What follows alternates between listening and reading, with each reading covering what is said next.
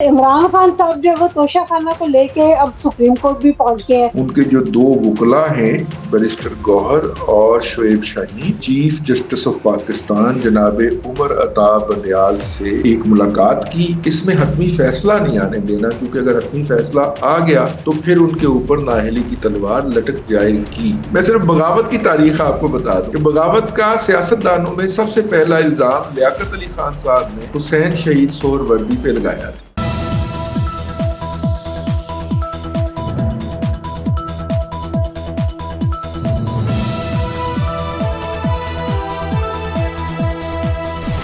अस्सलाम वालेकुम नाज़रीन, प्रोग्राम बात से बात के साथ मैं हूँ आपकी मेजबान अफीफा राव और मेरे साथ मौजूद है मुल्क के नामवर तजिया का रिजवान रज़ी साहब। अस्सलाम वालेकुम सर। जी वालेकुम अस्सलाम। सर, इमरान खान साहब जो है वो तोशा खाना को लेके अब सुप्रीम कोर्ट भी पहुंच गए हैं, तो आपको क्या लगता है कि सुप्रीम कोर्ट से जो है उनको कोई रिलीफ मिलेगा? इस उम्मीद पे वो वहां गए हैं, या ये भी सिर्फ एक वो टाइम बार्गेन करने का तरीका है ताकि चीजें जो है वो और ज्यादा लटकती रहे और प्रोलॉन्ग होती रहे? देखिए, इमरान खान साहब जो हैं वो, उनको पता है कि ये वो वाला तोशा खाना का केस नहीं है जो अमूमन समझा जाता है। ये हम पहले बता चुके हैं कि इमरान खान साहब ने तोशा खाने से जो अशिया ली, ओके, वो ले सकते थे, ली, उन्होंने बेची, बिल्कुल ठीक है, उनकी बात मान सकते लेते हैं फिलहाल कि वो बेच सकते थे, वो मॉरली ठीक थी या नहीं थी, लेकिन वो कानूनी तौर पे बेच सकते थे। लेकिन उन्होंने बेच के जो पैसे वसूल किए, जिसका वो इतराफ करते हैं अपनी रिटर्न स्टेटमेंट के अंदर, उसमें उन्होंने वो पैसे अपनी आमदन में शो नहीं किए, उनकी टैक्स रिटर्न में शो नहीं हो रहा। तो इससे आप अंदाजा कर सकते हैं कि वो जो हैं वो असल में उन्हें पता है कि 63A और 62 और 63A जो है उन पे इन्वोक हो चुकी हुई है, क्योंकि रिटर्न जो है वो 2 साल 3 साल पुरानी है, उसको अब अमेंड भी नहीं किया जा सकता, और वो FBR के से आपको मिल भी सकती है, और पब्लिक डॉक्यूमेंट तो नहीं है लेकिन मिल सकती है, और वो उन्होंने हासिल करके तो उस पर गए हुए हैं। अब वो इसको अवॉइड करना चाह रहे हैं। अब मसला ये है कि आज उन्होंने एक एप्लीकेशन दी, और एप्लीकेशन के से पहले 1 घंटा पहले उनके जो दो वकला हैं बैरिस्टर गौहर और शुएब शाहीन, उन्होंने जाके चीफ जस्टिस ऑफ पाकिस्तान जनाब उमर अता बंदयाल से एक मुलाकात की, और पब्लिक मतलब कि खुफिया मुलाकात नहीं, बाहर निकल के उन्होंने कहा कि हमने चीफ जस्टिस से मुलाकात की है, उन्होंने कहा है कि हमारा केस लगाया जाए। और उसके बाद जो है उनकी जो एप्लीकेशन थी उसके ऊपर नंबर भी लग गया। अब वो किस बेंच को अलॉट होती है, हम उसके इंतजार में बैठे बैठे आज ताखीर से अपना विलॉग कर रहे हैं। तो एक तो ये हो गया। अच्छा, अब ये किस दरखास्त के खिलाफ गए हैं? ये उस दरखास्त के खिलाफ गए हैं जो लाहौर इस्लामाबाद हाई कोर्ट ने उनकी मुस्तरद कर दी थी कि जनाब तोशा खाना का जो ट्रायल है सेशन कोर्ट के अंदर वो रोका जाए। उस सेशन कोर्ट में चल रहा है, हुमायूं दिलावर साहब कर रहे हैं। हुमायूं दिलावर साहब जो हैं उनके ऊपर उन्होंने इतराज कर रखा है कि सोशल मीडिया की इनकी एक पोस्ट है जिसमें वो इमरान खान के खिलाफ कमेंट दे रहे हैं, जबकि हुमायूं दिलावर का कहना है कि ये पोस्ट जो है ना ये बनाई गई है, क्राफ्ट की गई है, ये पोस्ट जो है वो नहीं है, मेरी नहीं है, ये वो जो फोटो, वो जो क्या होता है, फोटोशॉप की गई है। लेकिन इस बुनियाद के ऊपर ये चाहते हैं कि हुमायूं दिलावर साहब नहीं, इमरान खान चाहते हैं, और इस बुनियाद के ऊपर हाई कोर्ट ने स्टे नहीं दिया।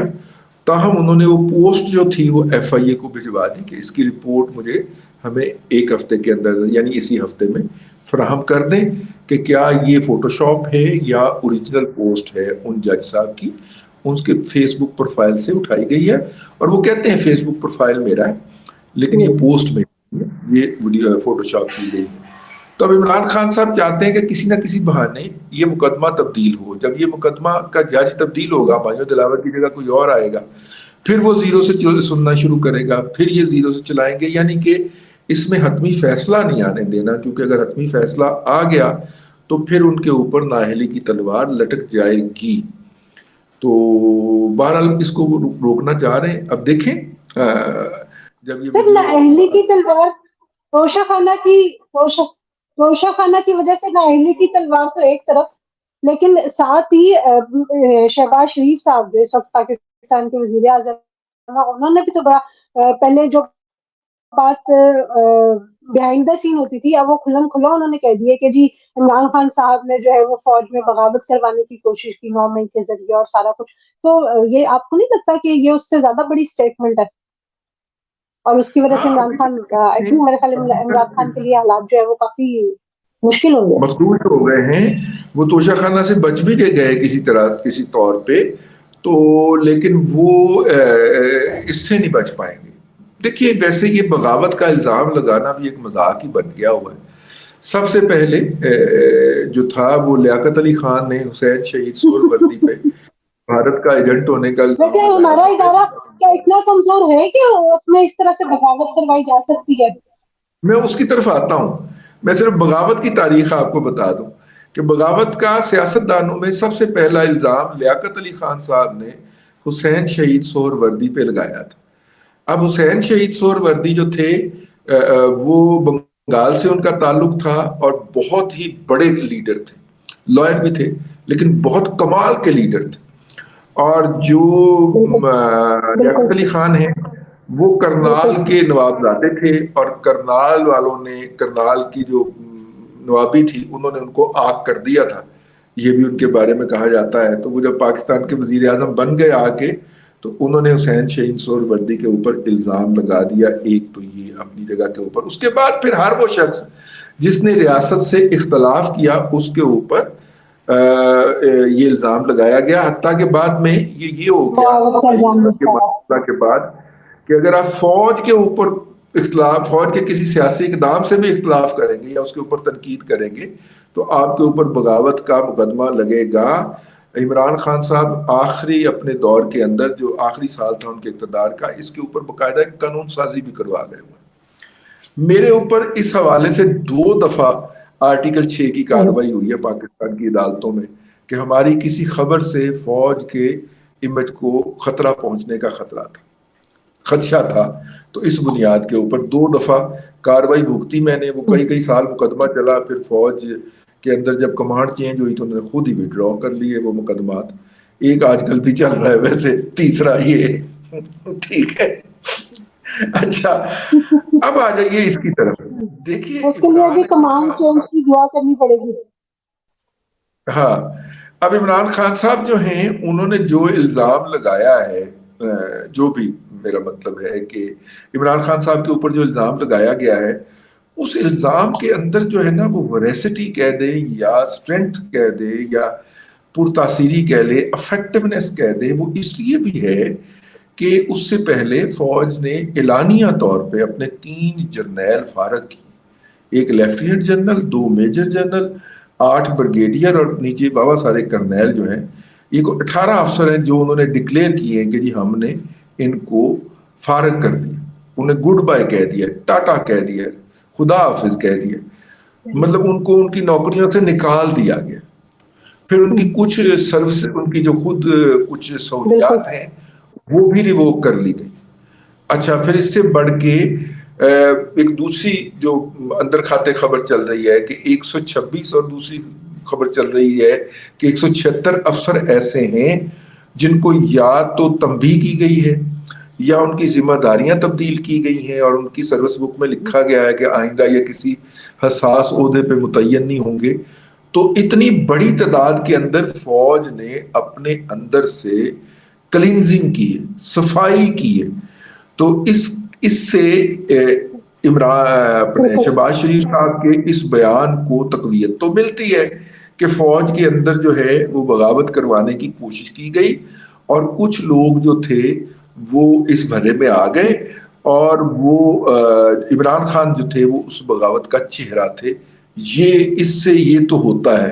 تو شہباز شریف صاحب کا یہ بیان دینا، ادروائز وہ اتنے محتاط آدمی ہیں اور پیپلز پارٹی تو کھلے عام اس بات کی، جو کہ اس موجودہ حکومت کی اتحادی اور حصے دار ہے، 2nd major share Peoples party کے پاس ہے اس حکومت میں، وہ تو سویلین کے مقدمات جو ہیں وہ فوجی عدالتوں میں چلانے کی مخالفت کرتی رہی ہے.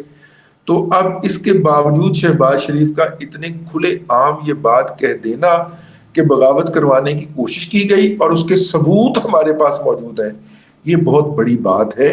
عمران خان صاحب کو توشہ خانہ سے زیادہ اس بات کی فکر کرنی چاہیے, کیونکہ اگر یہ میوٹنی یا بغاوت جو ہے وہ کسی طور پہ بھی ہلکی سی بھی اسٹیبلش ہوتی ہے تو عمران خان کا کیس جو ہے وہ سیدھا پھر فوجی عدالت میں جانے سے کوئی نہیں روک پائے گا, اور وہاں پہ جو ہے وہ لیکن یہ بتائیں, کوئی بیک ڈور ملاقاتوں کے ذریعے یا کچھ انفلوئنس یوز کر کے یا کچھ بڑے لوگوں کو درمیان میں ڈال کے کیا اس سے جان چھڑوا سکتے ہیں عمران خان صاحب اپنی؟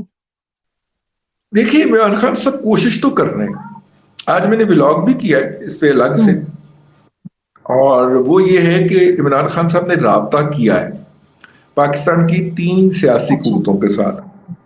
ایک تو انہوں نے کیا پیغام بھجوایا ہے مولانا فضل الرحمان صاحب کو, اور انہوں نے مولانا فضل الرحمان صاحب کو کہا ہے کہ دیکھیے یہ آج آپ ان کے ساتھ سوار ہیں تو کل کو یہ آپ کو بھی ماریں گے. پھر انہوں نے مولانا فضل الرحمان کو یہ بھی کہا کہ اگر آپ میں نے دیکھے فوج کو لٹا لیا ہے اور اب آپ میری مدد کریں تو ہم ان کو مستقل سیاست میں سے باہر نکال سکتے ہیں. تو مولانا فضل الرحمان اس پہ بہت کہہ کے لگا کے ہنسے ہیں, ہمارے تک جو اطلاع پہنچی ہے, اور ان کا جو جواب تھا وہ یہی تھا کہ اب آیا اونٹ پہاڑ کے نیچے. تو آخر میں مولانا نے کہا کہ جی آپ نے اتنا عرصہ جو ہمارے ساتھ یا ہمارے خیال میں اور ہمارے متعلق اور ہمارے اکابرین کے متعلق جو بد زبانی کی ہے اس کا پبلکلی اعتراف کریں اور اس کے اوپر عوام سے معافی مانگیں, تو پھر ہم آپ کے اس دعوت کے اوپر غور کرنے کے لیے سوچنے کو تیار ہیں. ٹھیک ہے, یعنی ایک قسم کا نا ہی ہے نا, ہاں پھر تب بھی وہ سوچیں گے. دوسرا انہوں نے پیغام بھیجا ہے نواز شریف صاحب کو, جو بندہ جو قاصد پیغام لے کے گیا ہے, نواز شریف صاحب کو جب یہ بات سنائی گئی اور کہی گئی کہ جناب آپ ہمارے ساتھ مل جائیں. ویسے بائی دا وے میں آپ کو بات یاد دلاتا چلوں کہ جب خواجہ سعد رفیق صاحب جو تھے وہ جیل سے رہا ہو کے آئے تھے نا, ان کے بھائی بھی ساتھ تھے, خواجہ سلمان رفیق جو ان کے ساتھ تھے جی. یہ 15 ماہ کے بعد ان کی سپریم کورٹ نے بیل پہ رہائی کی تھی اگر آپ کو یاد ہو. تو خواجہ صاحب نے ایک تقریر کی تھی, بڑی مشہور و معروف تقریر تھی جس میں انہوں نے اپنی پسندیدہ نظم جو ہے وہ بھی پڑھی تھی. تو خواجہ صاحب نے اس میں کہا تھا کہ عمران خان صاحب یہ آپ جو دلوں کے اندر نفرتیں اور قدورتیں پیدا کر رہے ہیں, یہ جو آپ انتقام لینے کی بات کر رہے ہیں, آپ نے ہمارے ساتھ ہی ٹرک پہ بیٹھنا ہے. ٹھیک ہے, احتجاجی ٹرک میں یا جلسے کے ٹرک میں آپ نے ہمارے ساتھ ہی بیٹھنا ہے. تو یہ نفرتوں کو اس قدر نہ بٹھائیں کہ آپ کے لیے پھر ہمارے ٹرک میں بیٹھنا جو ہے وہ ناممکن رہے. ہم نے ابھی تک آپ کے لیے سیٹ رکھی ہوئی ہے, ہم نے اس میں ابھی تک آپ کے لیے سیٹ رکھی ہوئی ہے. تو خیر یہ میں نے کہا میں یاد دلاتا چلوں, مجھے خواجہ صاحب کی وہ تقریر بہت شاہکار تقریر تھی, یوٹیوب پہ اگر پڑھی ہو تو سننی چاہیے. اس میں اس نے یہ کہا تھا کہ خان صاحب یہ آپ نے ہمارے ساتھ اسی ٹرک پہ آ کے بیٹھنا ہے اور لیڈ کرنا ہے آپ نے پروسیشن کو. تو دلوں میں نفرتیں آپ اس قدر بڑھا رہے ہیں کہ کل کو آپ کو اس ٹرک پہ کوئی نہ چڑھنے دے. ٹھیک ہے, اب میرا خیال ہے وہ دور آ گیا. اب جو نواز شریف صاحب کو جو پارٹی ملی, نواز شریف صاحب نے ان کی بات سنی پوری ڈیٹیل کے ساتھ. وہ بندہ کوئی سنا ہے کوئی 7 منٹ سے زیادہ بولتا رہا اور میاں نواز شریف اس کو سنتے رہے. اور اس کے بعد جو ہے میاں نواز شریف صاحب نے کہا کہ آپ کا سفر کیسا رہا, آپ ٹھہرے کہاں پہ ہوئے ہیں, کوئی مشکل تو نہیں آئی پیش آپ کو. یہ میاں نواز شریف کا ٹپیکل سٹائل ہے. یہ ہمیں یاد ہے کہ جب ان سے کبھی ملاقات ہوئی ہے ڈیورنگ ہز پرائم منسٹرشپ اور ادر, تو جس سوال کا تو انہوں نے جواب دینا ہوتا تھا نا وہ بڑے غور سے سنتے تھے اور کہتے تھے کہ اچھا یہ بات دہرائیے گا ذرا, یہ کیا کہا آپ نے, اور پھر اس سوال کا جواب دیتے تھے. اور جس سوال کا جواب نہیں دینا ہوتا تھا نا تو وہ کہتے تھے یہ آپ نے جو ہے نا یہ آج یہ فلانی ڈش نہیں کھائی, یہ آپ نے حلوہ نہیں چکھا رضی صاحب آج. یعنی آپ نے ایک سوال کیا, کرافٹ کیا, اور آپ نے ان کو وہ سوال پوز کیا, اور انہوں نے آپ کا سوال سننے کے بعد جو ہے وہ بڑے آرام سے کہا राजा साहब आपने हलवा नहीं लिया, ठीक है, तो अंडे का हलवा बड़ा जबरदस्त होता है हमारा जो है। तो यही उन्होंने कहा कि जी आपका सफर कैसा रहा, आप ठहरे कहाँ पे हुए, कोई मुश्किल तो नहीं है। और उसके बाद उन्होंने इस बात के ऊपर एक लफ्ज का भी तबसरा करने से इनकार कर दिया, विच वाज ऑब्वियस।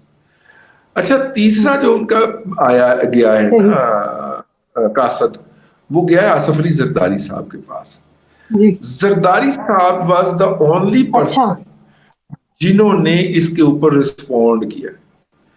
और जरदारी साहब को जाके यही कहानी सुनाई गई जो मैंने आपको शुरू में अर्ज कर दी है इस गुफ्तगू के शुरू में। तो जरदारी साहब ने कहा कि बिल्कुल हमें आपस में सियासी ताउन करना चाहिए और सियासत के दरवाजे कभी बंद नहीं होते, ठीक है, और उन्हें कहिएगा कि हौसले में रहें। और ये है कि मैं चेयरमैन बिलावल साहब के सामने रखूंगा ये बात आपकी, ठीक है, और फिर हम जो भी फैसला होगा हम खुद आपसे राब्ता करके ना तो आपको इन्फॉर्म करेंगे। इसका मतलब होता है कि आपने दोबारा हमसे इस मौजू पे राब्ता नहीं करना। उन्होंने कहा हम आपसे खुद राब्ता करेंगे और आपको बताएंगे। तो ये पहला जो इंटरेक्शन हुआ है जनाब इमरान खान साहब का, ये इस मैंने 3 लीडरों के आपको जो है वो फीडबैक बताए हैं जो कि उनके मुख्तलिफ कास्दीन को मिले हैं। तो कोशिश तो वो कर रहे हैं कि वो सियासत का या सियासतदानों की ग्रुप का सर एक और जो बड़ी ताकत है, जो असल ताकत है हमारे मुल्क की, वहां कोई राब्ते करने की कोशिश नहीं की जा रही ताकि ये बगावत वाला मुकदमा भी जो है जरा इसमें भी आसानी हो जाए उनको। अच्छा देखिए, ये जो इमरान खान साहब के जो लॉबियस्ट हैं वो उन्होंने मुख्तलिफ प्रेस कॉन्फ्रेंसेस के अंदर इसके रेलेवेंट सवालात करवाए इमरान खान साहब को, और उन्होंने मुख्तलिफ जगहों के ऊपर जाकर वो उनको मिले हैं। कांग्रेसमैन को 65 कांग्रेसमैन ने खत भी लिख दिया था, अगर आपको याद हो, ह्यूमन राइट्स वायलेशन के ऊपर। इसके अलावा वो हर अहम मजलिस के अंदर जाकर इस बात का शोर मचाते हैं कि पीटीआई के साथ जुल्म हो रहा है।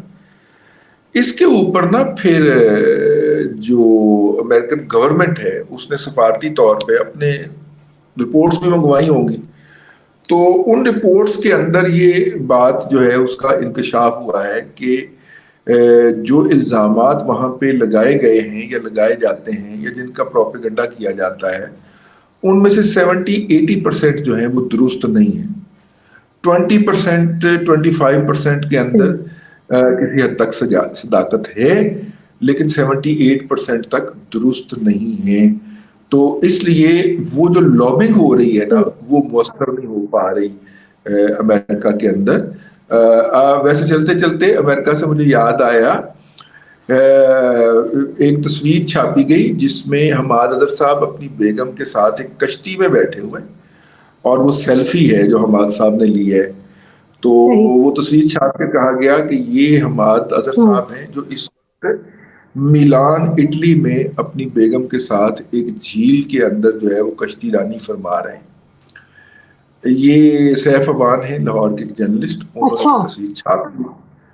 तो उस पे हमाद अजहर का रिएक्शन आया है ना, तो हमाद अजहर साहब ने कहा कि ये मैं ही हूँ और ये मेरी बेगम ही है, ठीक है, लेकिन हम जो है मेरी बेगम 9 मई के हमलों में मुलव्वस नहीं रही कभी, और दूसरी बात ये है कि हम इटली में हों या कहीं और हों, लेकिन ये है कि अपने मुल्क के लिए आवाज़ बुलंद करते रहेंगे। इससे मुज़ाहिर यही लगता है कि वो मिलान में ना भी हों, इटली में मौजूद हैं। अब मियां नवाज शरीफ साहब जो हैं वो पिछले दिनों यूरोप की सैर करने निकले, अगर आपको याद हो, तो उनकी पहली मंजिल भी इटली ही थी, बिल्कुल, ठीक है। फराह गोगी जो हैं उन्होंने पाकिस्तान की एम्बेसी जो इटली में मौजूद है उसी से राब्ता किया था कि जी मैं यहाँ पे मौजूद हूँ और मैं बयान देना चाहती हूँ। अब ये समझ नहीं आ रही कि ये सारे लोग इटली में इकट्ठे क्यों हो रहे हैं, मैं सवाल उठा रहा हूँ, ठीक है। दुबई के बाद इनका अगला जो वो स्टॉप है वो अब इटली बन गया।